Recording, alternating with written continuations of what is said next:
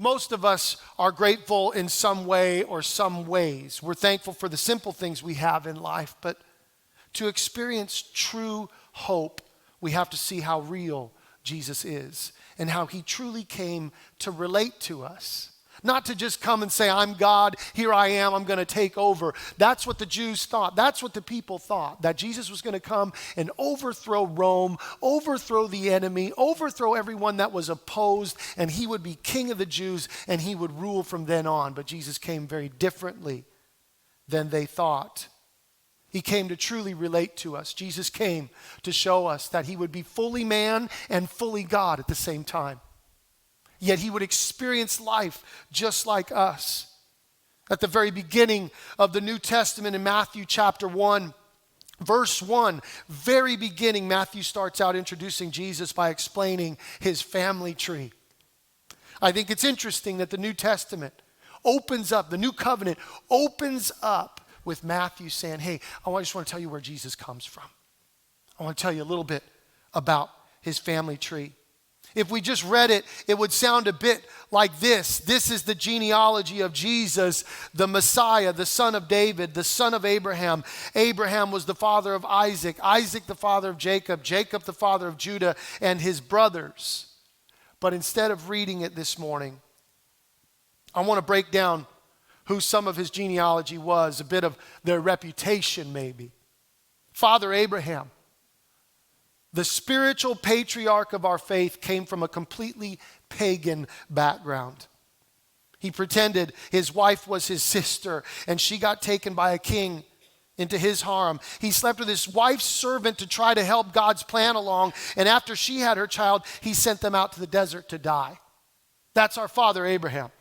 Then there's Isaac. After he married Rebekah, he too pretended his wife was his sister and almost got her killed.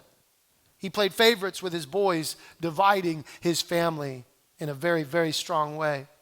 Between Abraham's and Isaac's choices, they created generational problems that didn't just impact their families during that time, but affected countries and regions even still today. Jacob, son of Isaac, was a liar. He was a manipulator and a thief. In fact, that's what his name means. He's on this list because he cheated his brother out of his place on it. Get that? Judah and his brothers plotted to kill their little brother Joseph. Remember that story. The only reason they didn't was to avoid having to cover it up. Instead, they opted to sell him into slavery. This is Jesus' family tree, just so you know. Tamar, through Perez and Salmon, there is someone named Salmon in there, is a bunch of crazy. There's a whole lot of stuff that happens in those generations. And then Jesse comes up. Remember David's father, Jesse. He seems to continue the long history in this family of playing favorites. When the prophet shows up and tells him God has chosen one of his sons to be king of Israel, he thinks so little of his youngest son, David. He assumes there's zero chance it's him, so he doesn't even bother calling him to the meeting. After David is anointed king, he spends 10 years on the run as a fugitive, an enemy of the state. After eventually becoming king, he famously commits adultery with Bathsheba and kills her husband, who also happens to be a friend of his, to cover up the fact that she's now pregnant with his child Solomon. The richest man to ever live, grows up with everyone knowing the story of his parents. He spends his life chasing the legend of his dad, doing everything in excess. He has 500 wives, 1,000 concubines, which seems like about 999 more than you need. He's incredibly wise, but also destructively self-indulgent. You get the point. I can keep going, but these are some of the greatest, most important men in the Bible. And yet, we could just say, well, they're just regular people. Some of the stuff they did was not just regular stuff. Some of the stuff they did was pretty horrible stuff, and yet God still used them. And yet God still used them in this family tree, this genealogy, all the way down. I think we had it up there. And just a few moments ago, Matthew 1:17 says, after all of that, it says, thus there were 14 generations in all from Abraham to David. 14 from David to exile and then to Babylon, and 14 from the exile to the Messiah. When we say that God does everything on purpose with a purpose, you got to look at the details. Why did he pick 14 generations and then another 14 generations and then another 14 generations exactly to where he got to Jesus? I'm not sure. There's a lot of theologians that believe different things, and you can work in the numbers, the Greek numbers, the Hebrew numbers, and see what they mean. But the truth is, I believe that God has a purpose in everything that he does. And there's little details that we look to pay attention to, and when we do, we see something that maybe we've missed. Some of these are just so that we can see that God is very real. That you could go, okay, well, that's kind of a coincidence, right? 14 generations, 14 generations, 14 generations, and then Jesus. I'm not sure if that's a coincidence. I'm not sure if God just did that to show that, hey, I'm paying attention to the details. Are you paying attention to the details? Listen, Jesus' story isn't any different than ours. It might be a little bit different, but it's very relatable. It's very much the same. We all have crazy ancestors. We've got some stuff in our past that maybe ourselves we don't want to look at and go, oh man, I've made some mistakes. Who am I? What's my plan and what's my purpose? But Jesus is very much like us. In fact, he might have some crazier roots than some of us, than many of us. I don't have anybody in my family like David. Not that I know of. I'd have to really ask and go back and back and back. But Jesus did. See, my fear this morning is that we don't fully grasp all of this because we don't see our purpose in it. What's my purpose in it? Jesus came to save. He came to heal. He came to restore. He came to do all these things. And as we go along this season of Christmas, we'll see the story, and then Christmas Eve will be incredible. We'll talk about all of it, and we get reminded of all of these things. But what for? Was it just so that we could spend eternity with him? Just so that he could get a hold of you and I, and we could spend eternity with him? Or was it so that we could tell this story? So that we could understand this story and know that we have a place in this story? Not just that I want to share it with somebody else, but I actually have a place in this story. God has a purpose for me. He has a plan for me, which means he has a purpose for you and a plan for you. 1 Corinthians 12, verse 18 through 26 says this. But in fact, God has placed the parts in the body, every one of them, just as he wanted them to be. If they were all one part, where would the body be? As it is, there are many parts, but one body. The eye cannot say to the hand, I don't need you. And the head cannot say to the feet, I don't need you. On the contrary, those parts of the body that seem to be weaker are indispensable. And the parts that we think are less honorable, we treat with special honor. And the parts that are unpresentable are treated with special modesty. While our presentable parts need no special treatment. But God has put the body together, giving greater honor to the parts that lacked it, so that there should be no division in the body, but that its parts should have equal concern for each other. If one part suffers, every part suffers. If one part is honored, every part rejoices with it. We might think that some of us, or maybe you might think that others in this room have a great part to play. Well, gosh, they're outgoing, or they do this, they do that. I mean, they're always talking to people. I feel like they've invited so many people to church, and I just come by myself. Or, I feel like I'm struggling in life, and I know a few friends that are, but I don't really know what to say. I don't have the right words. Who am I? Who am I? What's the plan for my life? What's the purpose for my life? But this scripture right here in 1 Corinthians is saying that the ones that look like they're the most important ones. I would say probably right now that's me. I look like I'm the most important part of the body, but I'll tell you right now that is not true. There are many of you in this room because of the person next to you. There are many of you that God is doing a mighty work in because of the person that invited you, or the person that cared enough to say, hey, you know what? Come to church with me. Is church the answer for all of it? Absolutely not. But the community that you find in it absolutely is. Who do you think God does his best work through? The sky? Just coming down, just going to rain down upon us? No, he's going to use you and I. He's going to use us to do his best work to others that we know.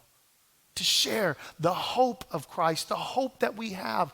But to have that hope, we have to truly give thanks and have gratitude in our hearts. For what? Not just the things that we have, not just the things that we can sit around the Thanksgiving table and talk about. But it's about playing a part. It's about having a true purpose. I think that's the most important thing that we can get to in life, is finally realizing that God has a plan for me. Wow. I was talking to somebody this morning. I was sharing that, and some of you have heard my testimony and just the testimony of kind of how we started as a church, but I would have never expected that this was his plan for my life. I saw a lot of other things, and I was doing just fine. God was doing some great things. But all of a sudden, he said, no, I have a different plan. And now, here we are, almost 4 years later. And I would challenge you this morning, what has God been doing through you? If he's doing something in you and through you already, maybe you're serving in some area, maybe you're serving some need outside these four walls, great. Wherever it is, wherever God is using you, step into it all the way. And if he's not, I would challenge you to find out why, because I promise you it's not him. It's not him saying, well, I don't really have a plan for you.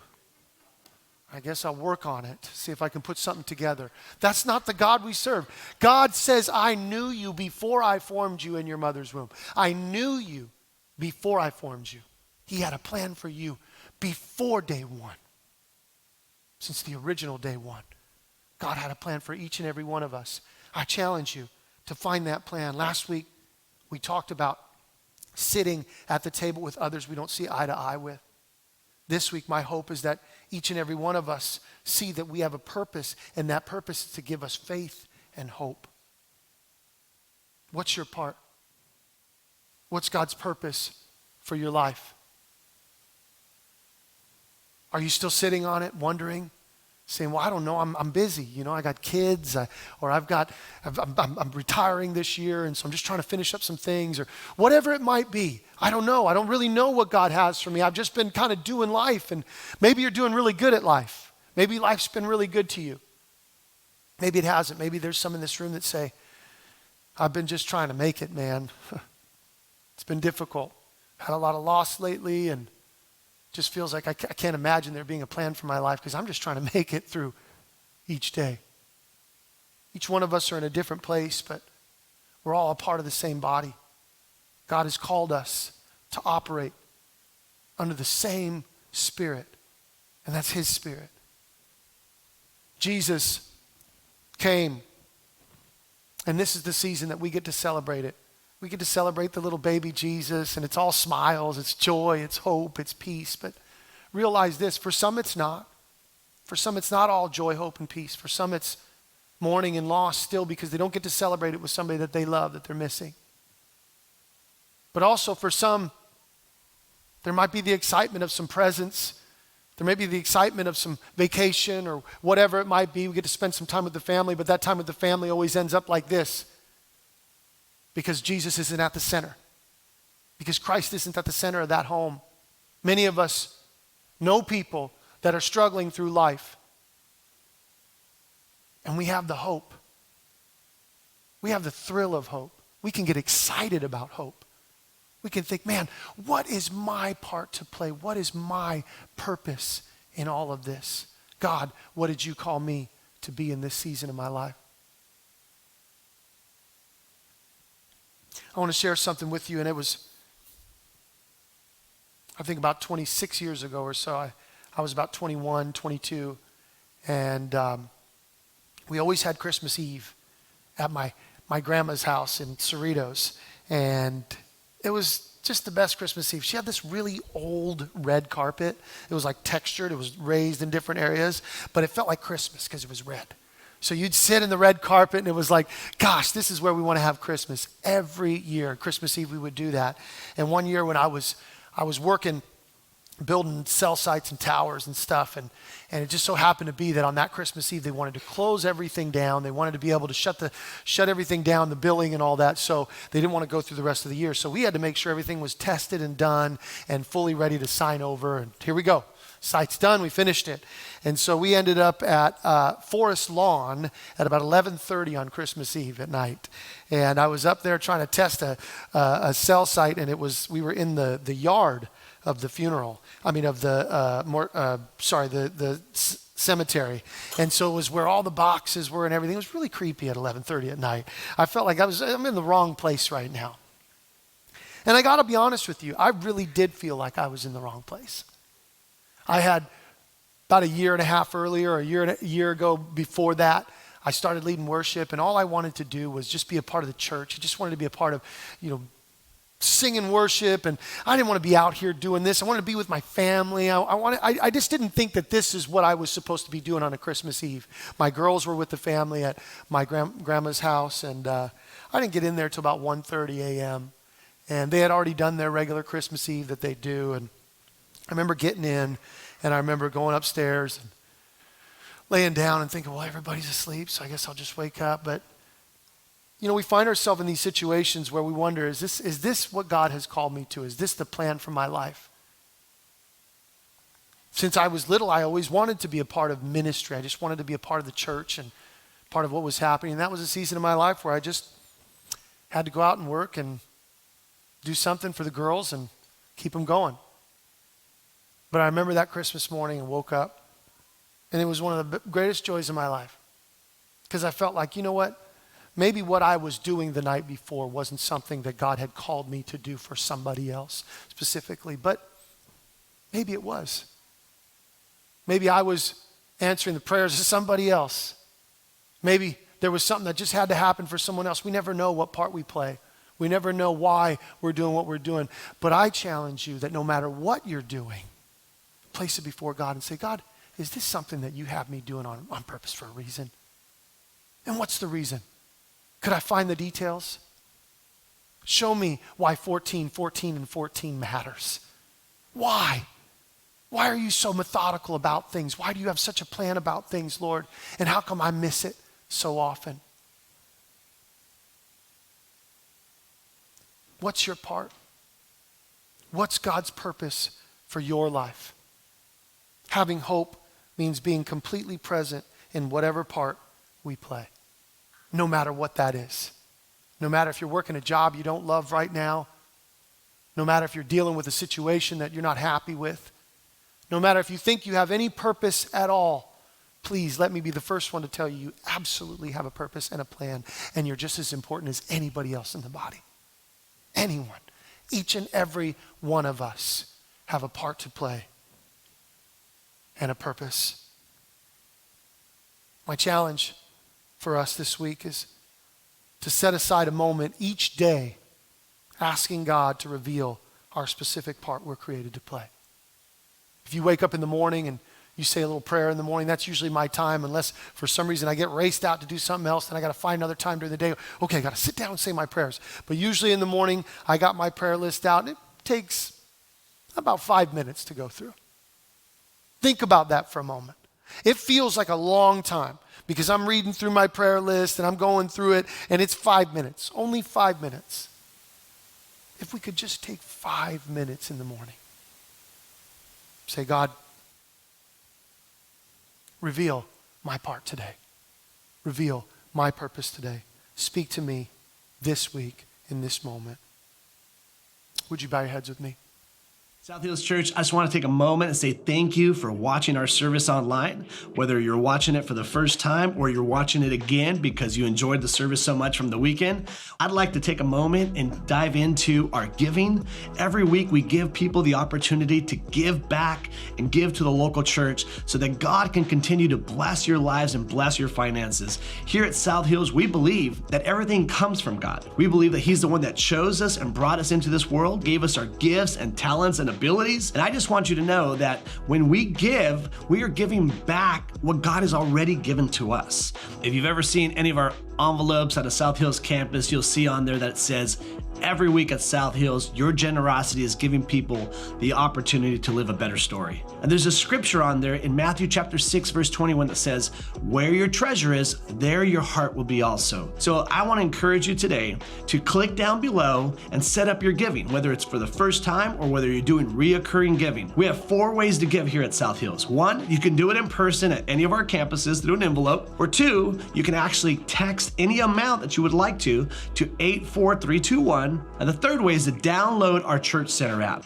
I encourage you to do this one because the Church Center app gives you opportunity to stay connected with our church and your campuses. It's a great tool and resource for you to know what's going on. And the 4th way to give is to give online. You can go to southhills.org/give and you can set up your giving there. Whether you're a guest of our church or whether you are a member of our church, whether you simply just like to watch our services, I encourage you to trust God with your finances so that He can bless and anoint your finances and you can be trusting God in this journey of living life to the fullest. I love you and thank you for watching our online service today.